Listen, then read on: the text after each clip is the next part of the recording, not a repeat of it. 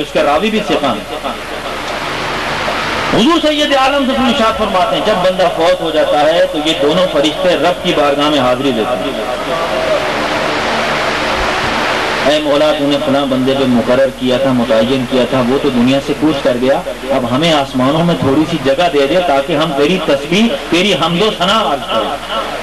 اللہ فرماتا ہے سمائی مملوءۃ بالملائکۃ، میرے آسمان تو فرشتوں سے معمور بھرے ہوئے ہیں، آسمان میں کوئی جگہ نہیں ہے۔ اور کہتے ہیں مولا زمین میں تھوڑی سی جگہ دے دے وہاں تیری تسبیح پڑھیں۔ اللہ فرماتا ہے ارضی مملوءۃ من خلقی، زمین میرے بندوں سے بھری ہوئی ہے، وہاں بھی جگہ نہیں ہے۔ اے مولا آسمانوں میں جگہ نہیں، زمین میں جگہ نہیں، جائیں تو کہاں جائیں؟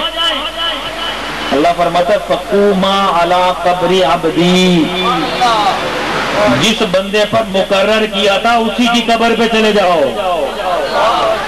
مولا کیا کرے وہاں؟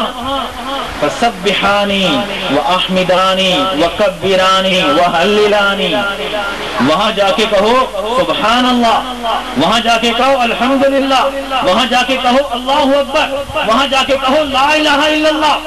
اے مولا وہ تو یہاں بھی کہہ سکتے ہیں، وہاں جا کے پڑھنے کا کیا فائدہ ہوگا؟ اللہ فرماتا ہے پڑھو گے تم فَلْيَكْتُبْ لِعَبْدِهِ، پڑھو گے تم لیکن لکھو اس کے نام اعمال میں۔ اے مولا کتنے دیر تک لکھیں؟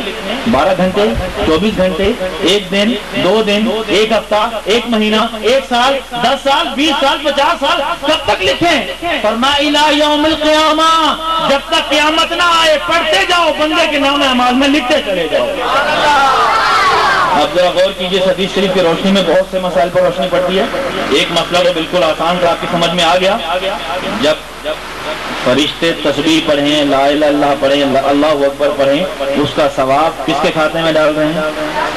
بولیے، مرنے والے کے کھاتے میں۔ ثواب جو ڈال دیا تو پہنچ گیا نہیں پہنچا؟ کوئی گڑبڑ تو بیچ میں نہیں ہوئی؟ جب فرشتے پڑھیں اور لکھا جائے بندے کے کھاتے میں، آسمانی مخلوق پڑھے کھاتے میں لکھا جائے مرنے والے کے، تو زمینی مسلمان اگر پڑھ لے تو کھاتے میں مرنے والے کے کیوں نہیں لکھا جاتا؟ وہاں کیوں منکر ہو جاتے؟ اور دوسرا مسئلہ اس سے یہ بھی پتہ چل گیا، کہتے ہیں قبر پہ نہیں جانا چاہیے، یہ کہتے ہیں یہ قبر پہ جانے کے مخالف ہے۔ میں کہتا ہوں پھر قبر میں جانے کا کیا حکم ہوگا؟ سمجھ آ گئی نا؟ جب قبر پر جانا نہ جائے گا تو قبر میں جانا پھر کیا ہوگا؟ میں جا سکتے ہو تو پہ بھی جائے گا۔ ببے طریقے نہ آسان لفظوں میں فرشتے بتائیے کہاں گئے؟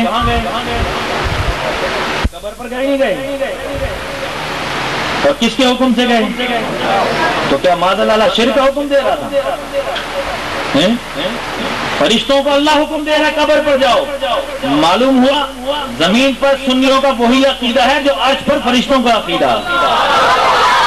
وہاں سے فرشتے قبروں پر آتے ہیں، یہاں سے ہم قبروں پہ جاتے ہیں۔ ہمارا عقیدہ نوری عقیدہ ہے، فرشتوں والا عقیدہ ہے۔ اور پھر آپ مجھے ذرا ایک سوال کا جواب دیجیے، کہتے ہیں لا تشد الرحال الا ثلاثہ، 3 مسجدوں کے سوا کہیں سفر کرنا ناجائز ہے، حرام ہے، بدعت ہے، یہ ہے وہ ہے۔ بتائیے ذرا فرشتے کہاں تھے؟ آسمانوں پر۔ اللہ نے کہاں بھیجا؟ قبروں پر۔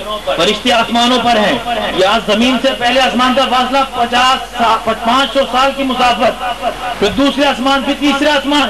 ذرا مجھے بتائیے کتنی دور سے سفر کر کے آئے قبر پر؟ فرشتے وہاں سے سفر کر کے یہاں آ جائیں، کوئی شرک کا فتویٰ نہیں، ہم یہاں سے یہاں چلے جائیں تو مشرک ہو جاتے ہیں۔ تو معلوم ہوا قبروں کے لیے سفر کرنا یہ بھی جائز ہے۔ اور میرا ایک سوال تو اور بھی جواب دیجیے جی، غوث پاک کا وصال ہوا ہوگا، ان کے جو فرشتے ہوں گے کرامن کاتبین، بتائیے وہ وہاں سے کہاں گئے ہوں گے؟ غوث پاک کے مزار پر۔ قبر میری اور تمہاری ہوگی، اللہ والے کا مزار ہوتا ہے، وہ زیارت گاہ ہوتی ہے۔ داتا صاحب کا وصال ہوا، فرشتے وہاں سے کہاں گئے ہوں گے؟ داتا صاحب کے زور سے بولیے مزار پر۔ بڑی سرکار کا انتقال ہوا، وہ اس دنیا سے منتقل ہوئے دوسرے جہان میں، فرشتے وہاں سے چلے کہاں پہنچے؟ مزار پر۔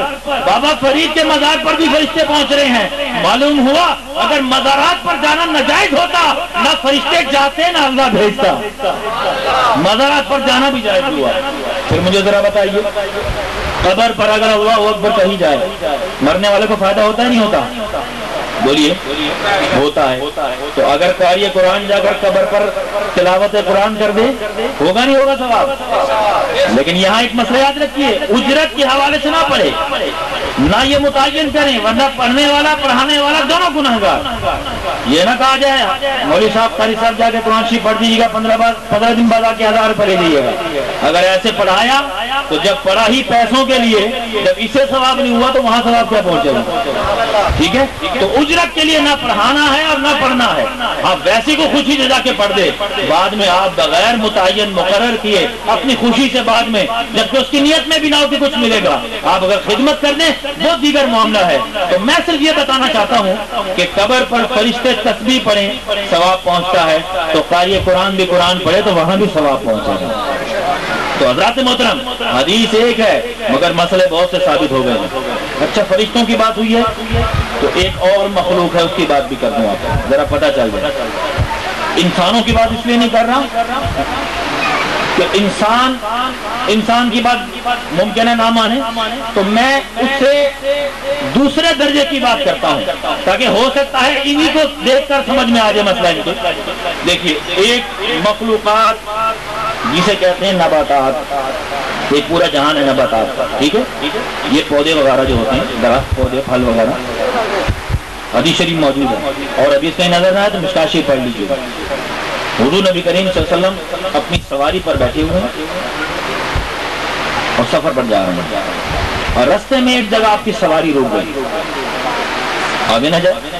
صحابہ کرام نے عرض کیا، سواری رک گئی، وجہ کیا؟ سرکار نے فرمایا، یہ سواری کے آگے 2 قبریں ہیں، ان قبروں پر عذاب ہو رہا ہے اور میری سواری نے اس عذاب کو دیکھ لیا، اس لیے آگے نہیں جاتی. عرض کی، یا رسول اللہ، حکم. فرمایا، درخت پہ سے ایک شاخ توڑ کر لاؤ. ایک شاخ توڑ کر لائی گئی، اس کے سرکار نے 2 ٹکڑے فرمائے، دونوں قبروں پر ایک ٹکڑا. صحابہ کرام یہ سارا معاملہ دیکھ رہے ہیں. جب سرکار نے دونوں شاخوں کو دونوں قبروں پر رکھ دیا، صحابہ کرام نہ رہ سکے، کہ یا رسول اللہ، یہ کس لیے آپ نے شاخیں رکھی؟ سرکار دو عالم نے ارشاد فرمایا، جب تک یہ تر رہیں گی اللہ کی تسبیح پڑھیں گی، اور جب تک یہ تسبیح پڑھیں گی ان کی تسبیح کی وجہ سے اللہ تعالیٰ اس کے قبر کے عذاب میں کمی واقع کر دے گا. اندازہ کیجئے، ایک نباتات، ایک لکڑی، ایک تر شاخ، اگر وہ تسبیح پڑھے، مصطفیٰ فرما رہے ہیں قبر میں عذاب میں کمی ہو جائے گی.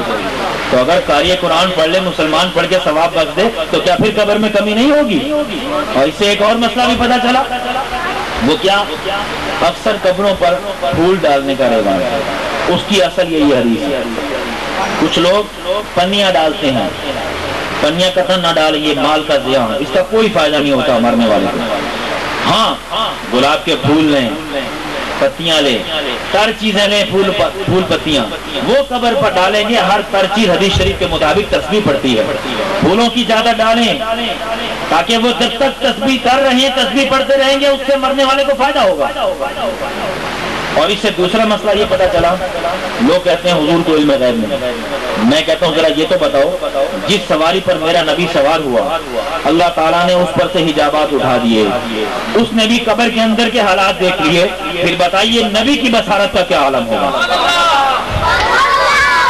آخری بات جو سوال اس وقت کرنا چاہتا ہوں، کیونکہ کھانا آنا اس چیز کی علامت ہے کہ میں بھی